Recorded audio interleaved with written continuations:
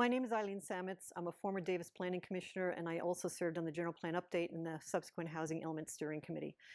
I'm one of the representatives of No on Measure V campaign, and there are many reasons why it is important to vote no on Measure V, the Village Farms project, on June 2nd.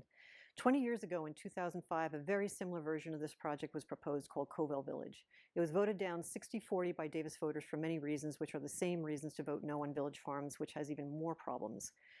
Like the previous Covell Village project, the Village Farms project would bring massive traffic, an enormous 200-acre floodplain with flooding potential, toxics leaking from the adjacent old Davis landfill and sewage treatment plant, unsafe access issues because Covell and Poline are dangerous streets, significant habitat destruction, huge infrastructure costs, and most of all, unaffordable housing. Those were the problems with Covell Village, and they still are with Village Farms. Village Farms proposes 1,800 housing units on 498 acres, making it the largest residential project ever proposed in Davis. Its build-out timeline of 15 years is overly optimistic, given the number of major infrastructure projects needed within it.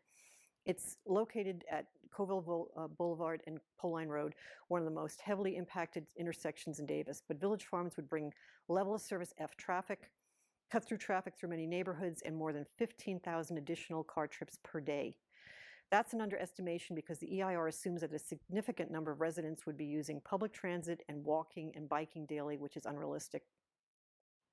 Village Farms housing would be unaffordable. The vast majority of the project would be market rate housing costing $740,000 to $1.34 million per the BAE fiscal analysis for Village Farms. That means a $6,000 to $9,000 per month house payment to cover the mortgage, property taxes, CFD, and other fees. Local families with young kids cannot afford that huge monthly payment, so Village Farms will not bring in hundreds of kids to the schools, as the school district believes. Plus, Village Farms' 15-plus year build-out timeline does not coincide with the school district's short timeline for new housing. Further, the developer is not responsible for building the affordable housing units, except possibly 100 affordable apartments in the last phase, and that's 10-plus years down the road, and only if the city does not build 100 affordable units. But then the city has a huge loophole in the development agreement that the city may ask the developer to build the 100 affordable apartments.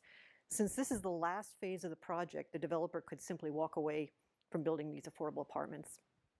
Then there is the inadequate affordable housing land dedication, where the developer is dedicating less acreage than the city municipal code requires.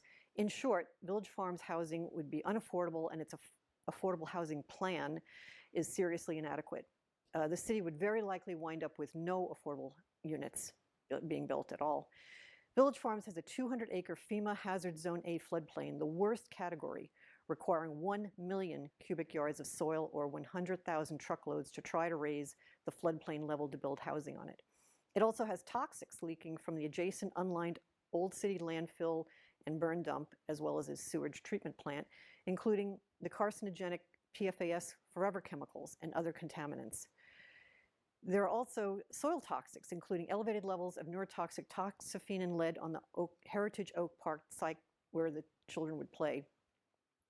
Also, the PFAS toxics could contaminate Channel A runoff. That runoff goes through Wild Horse, then through Yolo Basin and its habitat to connecting waterways into the Sacramento River. Village Farms would also cause major infrastructure costs because the developer is not covering the entire cost of the street improvements and the other infrastructure for this project, only a fair share. The project would also endanger the vernal pools and cause habitat destruction due to the planned rerouting of Channel A and the loss of hundreds of trees. Village Farms is too big, has too many impacts and costs, and would bring massive traffic, habitat destruction, and unaffordable housing. We need to send Village Farms back to the drawing board for a reduced footprint plan similar to the one previously included in the Covell Village EIR, which was the environmentally superior alternative. Davis residents requested a reduced footprint alternative in the Village Farms EIR to build only below Channel A, preserve the vernal pools with a conservation easement, and include 900 to 1,000 housing units. This would distance the housing away from the toxics and the vast majority of the massive floodplain. It would significantly reduce the impacts and the potential liability to the city from toxics exposure and flooding potential. And so I hope you will join me in voting no on Village Farms on June 2nd, because Davis deserves better, and voting no on Measure V is the way to get there. Please see our website at noonmeasurev.org and contact us at citizens@dcn.org.